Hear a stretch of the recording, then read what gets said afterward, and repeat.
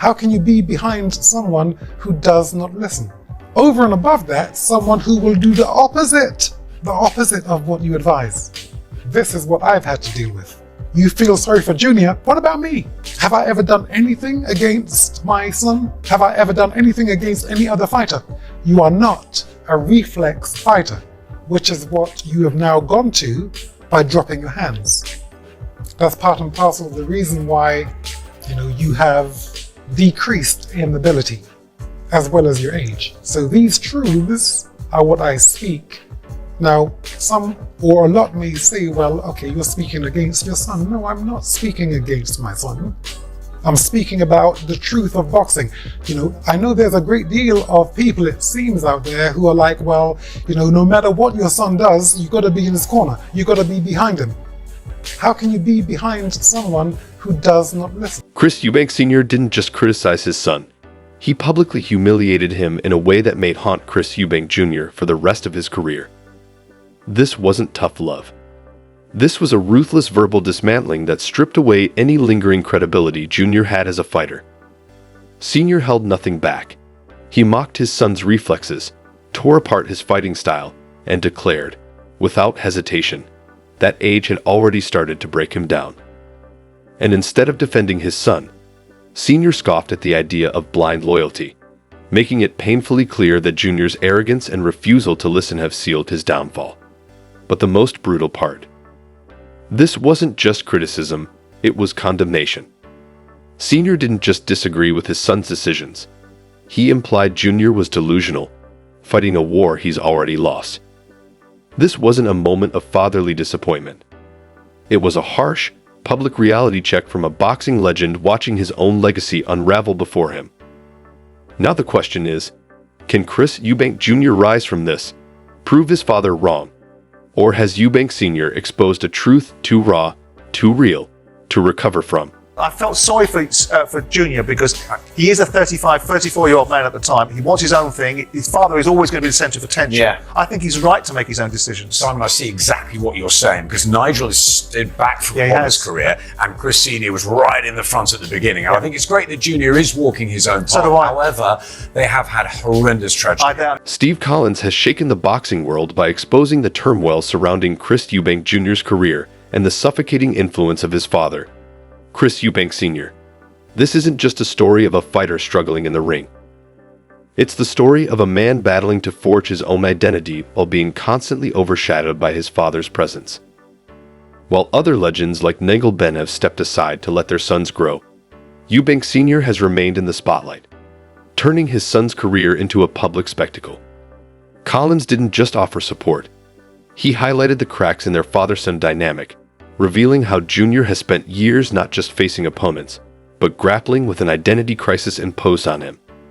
He also pointed to the personal tragedies and emotional weight that continue to haunt the Eubank family, adding depth to an already complicated story.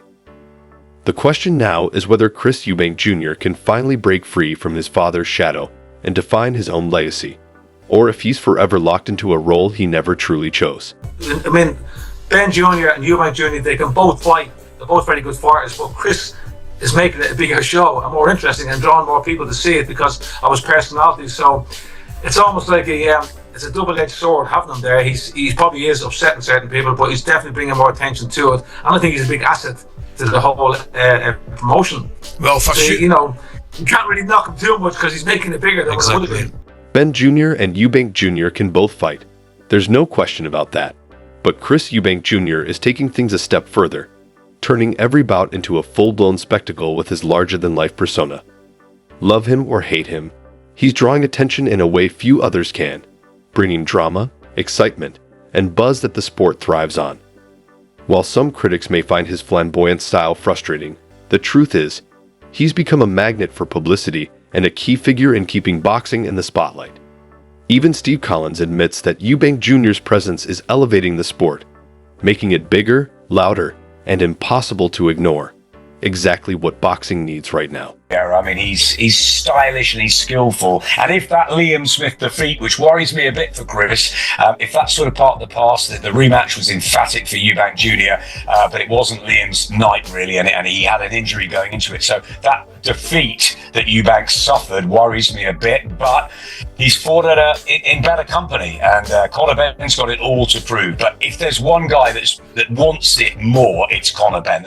Adam Smith has just shaken the boxing scene with a brutally honest take on Chris Eubank Jr. and the road ahead. While he acknowledges Eubank Jr.'s top-tier talent and undeniable skill, he also raises a major red flag: the lingering shadow of his loss to Liam Smith. Though the rematch offered a shot at redemption, it came under questionable circumstances, with Liam carrying an injury, leaving doubts unresolved. Despite Eubank Jr.'s impressive resume, that defeat still sticks, exposing cracks in his game. When it comes to Conor Benn, Smith is clear. Benn's hunger, drive, and need to prove himself are unmatched. Now the real question looms: can Eubank Jr. truly bounce back from his past, or is Conor Benn the one destined to rise above and claim the spotlight? That's what Eubank Jr. is thinking, that Conor Benn is going to come out and leave everything in those first 3 or 4 rounds. And if Chris is still there, it could be trouble for Conor. But Conor could knock him out. Barry could be... Adam Smith just turned up the heat with a bold prediction about the potential clash between Chris Eubank Jr. and Conor Benn. On one hand, Eubank Jr. is banking on Benn coming out all guns blazing in the opening rounds, throwing everything he's got in a high-risk, high-reward burst. If Eubank can weather that early storm, it could swing the momentum in his favor. But Smith doesn't shy away from the danger. He acknowledges Benn's knockout power and warns that with the right game plan, Benn could finish the fight early. He even leans into Barry's take, suggesting that Benn's relentless, aggressive style could be the X factor. The burning question now is clear: can Eubank Jr. withstand the early assault and turn the tide, or will Benn's raw power be too much to handle? The stakes are high, the tension is rising, and this fight is shaping up to be a true 50-50 war. I think Chris is leaps and bounds ahead of Conor. You know, his experience, the guys he's been in with, you know, take away the weight, because, you know, Chris is obviously going to be disadvantaged in there with the weight as well. But just ability, you know, boxing skill set is on a completely different level. Harlem Eubank isn't mincing words. He's confident that Chris Eubank Jr. is levels above Conor Benn, and it's not just about size or power.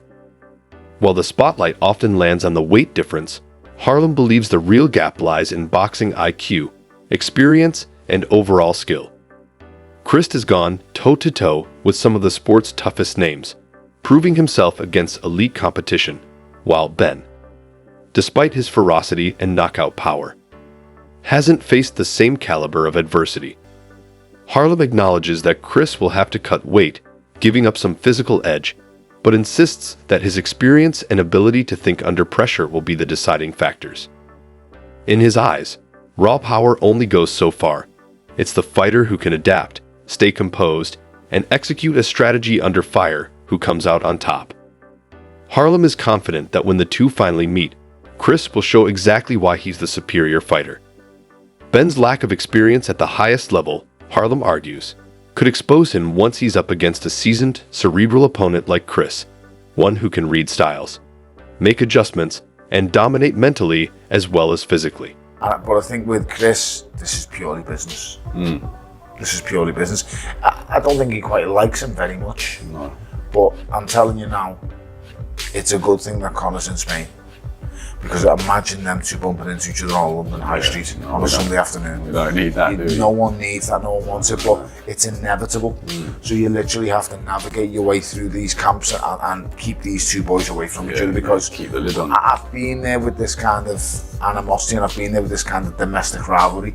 It eats away at you. It's not nice. No. It literally eats away at you. It's on your mind daily, and you just, it gets to it's an intense build-up. Tony Bellew doesn't hold back when weighing in on the fiery rivalry between Chris Eubank Jr. and Conor Benn, making it crystal clear: this fight goes far beyond business. To Bellew, it's deeply personal, fueled by years of simmering tension, unresolved issues, and genuine animosity. There's no friendship here, No manufactured drama. Just real bitterness that can't be ignored or swept under the rug. Bellew warns that even a neutral setting could spark chaos between the two. The hostility is that real. Having fought with personal grudges of his own, Bellew knows how dangerous these kinds of feuds can be, how they can mess with a fighter's mind, cloud judgment, and drag emotions into the ring. He stresses that the psychological weight of this rivalry could shift the tone of the entire fight. When the bell rings, Bellew doesn't see it as a chess match. He sees an emotional war. The big question is, can Eubank Jr. and Benn control their tempers and channel their energy into the fight? Or will this personal vendetta explode long before the first punch is thrown? But yeah, there's no honour in smacking someone with an egg. Shouldn't have happened. How do you think the fight's going to play out? I'm backing Conor Benn. I know Conor. Spoke to him a few times. Always been a top bloke to me. His dad's a top bloke. His dad's a legend, and I'll be backing him. But it's going to be difficult, as he's already alluded to, the two weight divisions coming up. But it'll also be difficult for Eubank to stay within that hydration clause. I think it is. So it's all to play for both.